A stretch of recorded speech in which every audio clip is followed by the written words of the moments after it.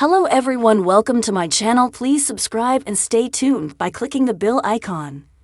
The Buccaneers is the anti-Bridgerton. Apple TV Plus released the first few episodes of The Buccaneers earlier this month, and in spite of initial appearances and trailers, it's surprisingly not that similar to Bridgerton. Although both projects tackle the difficulties of the marriage mart during the 19th century, the latest adaptation of Edith Wharton's unfinished novel takes a much less glamorizing approach to the balls and matchmaking culture of the time. Instead of focusing on the blooming romance between two leads, a formula that Bridgerton is well known for, the Apple TV Plus original is centered on five American heiresses that take England by storm with their less conservative ideals and burning desire to win over the eligible British lords. The Buccaneers is set several decades after Bridgerton's Regency era, but the urge for young girls to get married is present in both period dramas. However, the portrayal of the marriage mart couldn't be more different between the two shows. The Buccaneers revolves around five young American women who have grown up free-spirited and less preoccupied with posture and sewing. They are much more accustomed to running around in their bare feet than taking an afternoon tea, so it comes as no surprise that these characters face culture shock when they arrive in England. Although some can camouflage their way into the British setting, especially Imogen Waterhouse's Ginny St. George, others, like Alicia Bow's Conchita Clausen, face more of a never-ending nightmare.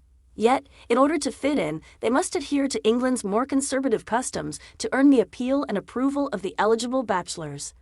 While the marriage mart is portrayed as ruthless for the Buccaneers' lively American girls, Bridgerton places less focus on the trials that its female characters face in trying to find a husband. The 2 seasons of the Netflix series portray couples who fall in love and successfully find happiness as a result of the matchmaking culture. Daphne Bridgerton, Phoebe Dynevor, receives the title of Diamond of the Season early on and ends up married to the Duke of Hastings, Regé-Jean Page, out of love. In Season 2, Kate, Simone Ashley, isn't the heroine who earns the Queen's, Golda Rochefoucauld, approval, but she still sees a happy ending with Anthony Bridgerton, Jonathan Bailey. Although the circumstances that lead to both couples getting married aren't simple, they find a way to overcome their personal struggles and have a joyous family life after marriage. The positive experience of marriage portrayed in Bridgerton is far from the reality that characters face in The Buccaneers. The first missus of the bunch is Conchita, and her marriage to Lord Richard Marrable, Josh Dillon, is constantly tormented by his family's unmet expectations and the frigid English culture. Ginny is the second to get wed, and she doesn't get that lucky either. Even though the character might have been successful at charming her in-laws, it is clear that her husband is always analyzing her every step and wants her to set herself apart from her American friends. Both Conchita and Ginny are shown as victims of a system that they didn't quite anticipate when they accepted their marriage proposals, making them question their roles in society. Does being a wife equal a lack of freedom of expression? This is something they constantly question themselves as they try to fit into British female stereotypes despite growing up with different morals and values. As Nan St. George Pristine Froseth sees her sister and her best friend having to set their personalities aside to become the perfect wives, she wonders whether a wedding is even worth her time. After all, Nan doesn't see a lot of good coming out of the examples of marriage in her midst. In addition to their differences in the portrayal of the marriage mart and its results, the Buccaneers and Bridgerton tackle race and society distinctively. Despite Bridgerton having a diverse cast, the series itself doesn't bring up racism and prejudice that often. In the story, Queen Charlotte's powerful position in society as a woman of color allows members of the ton to embrace various races and ethnicities. However, in The Buccaneers, the American girls are constantly criticized for their nationality.